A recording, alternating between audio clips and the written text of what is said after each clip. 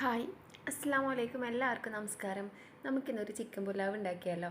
അപ്പോൾ അതിനായിട്ട് ഞാനൊരു പാനിലേക്ക് 5 പീസ് ചിക്കൻ ഇട്ട് കൊടുത്തിട്ടുണ്ട്. 5 ലെഗ് പീസാണ് കേട്ടോ. ഇനി അതിലേക്ക് 1 ടീസ്പൂൺ മുളക് പൊടി, 1/4 ടീസ്പൂൺ മഞ്ഞൾപ്പൊടി, 1 ടേബിൾ സ്പൂൺ മല്ലിപ്പൊടി, 3/4 teaspoon garam masala powder, 2 table spoon തൈര്, ആവശ്യത്തിനുള്ള ഉപ്പും കൂടെ ചേർത്ത് നമുക്ക് നന്നായിട്ടൊന്ന് മസാല തിരുമ്മി 10 മിനിറ്റ് റെസ്റ്റ് ചെയ്യാനായിട്ട് വെക്കാം കേട്ടോ. അപ്പോൾ ഇത് ലെഗ് പീസ് തന്നെ വേണമെന്ന് യാതൊരു നിർബന്ധവും ഇല്ല. നിങ്ങൾക്ക് ചിക്കൻ്റെ ഏത് പീസ് വെച്ചിട്ട് നമുക്കിത് ചെയ്യാം കേട്ടോ. വളരെ എളുപ്പത്തിൽ ചെയ്യാൻ പറ്റുന്ന അതുപോലെ ടേസ്റ്റി ആയിട്ടുള്ളൊരു റൈസാണ് കേട്ടോ. ഇനി ഒരു പാൻ വെച്ച് കൊടുത്ത് അതിലേക്ക് സൺഫ്ലവർ ഓയിൽ ഒഴിച്ച് കൊടുത്തിട്ട് ഒരു സവാള നമ്മളൊന്ന് ഫ്രൈ ചെയ്തെടുക്കുകയാണ്. ഇത് നിർബന്ധമുള്ളതല്ല, ഇത് ലാസ്റ്റ് ഗാർണിഷിങ്ങിന് വേണ്ടിയിട്ടാണ്. അപ്പോൾ സ്കിപ്പ് ചെയ്യണമെങ്കിൽ സ്കിപ്പ് ചെയ്യാം കേട്ടോ. ഇനി നമുക്ക് ചിക്കനെ ഒന്ന് ഫ്രൈ ആക്കി എടുക്കാം. ചിക്കൻ ഇതുപോലെ ഡീപ്പ് ഫ്രൈ ആവേണ്ട ആവശ്യമില്ല. നമ്മളിന്ന് 2 ഭാഗം തിരിച്ചു മറിച്ചിട്ടിട്ട് ഒന്ന് ഫ്രൈ ചെയ്തെടുത്താൽ മതി കേട്ടോ. നമ്മളിത് റൈസിൻ്റെ കൂടെ ഇട്ടിട്ട് ഒന്നുകൂടെ വേവിച്ചെടുക്കുന്നുണ്ട്.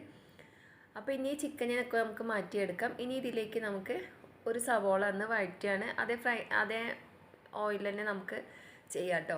അപ്പോൾ ഒരു സവോള നമുക്ക് നന്നായിട്ടൊന്ന് വഴറ്റിയെടുക്കാം. ഇനി ഇതിലേക്ക് ഒരു ഇഞ്ചി വെളുത്തുള്ളി പേസ്റ്റ് 1 ടീസ്പൂണ്, 5 പച്ചമുളകും കൂടെ ചേർത്ത് കൊടുക്കുന്നുണ്ട്.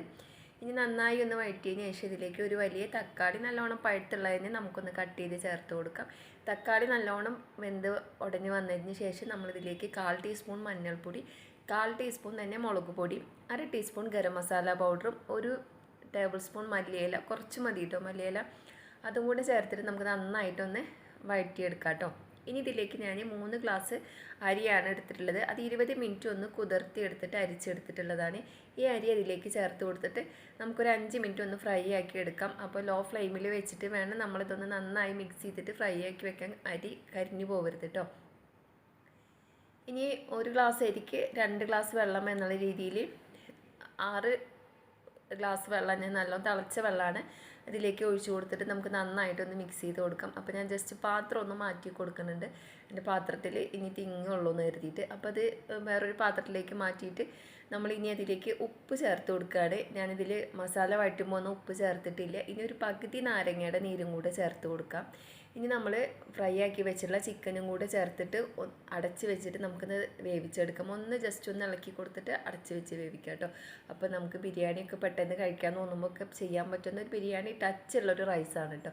അപ്പോൾ ഒന്ന് നന്നായിട്ടൊന്ന് തള വന്നതിന് ശേഷം ഫ്ലെയിം കുറച്ച് വെച്ചിട്ട് ഞാനതൊന്ന് അടച്ച് വെച്ച് ഒരു വെയിറ്റ് അതിൻ്റെ മുകളിൽ കയറ്റി വെച്ചിട്ടുണ്ടായിരുന്നു. അപ്പോൾ വെള്ളം വറ്റി കറക്റ്റായിട്ട് തന്നെ വെന്ത് കിട്ടിയിട്ടുണ്ട്.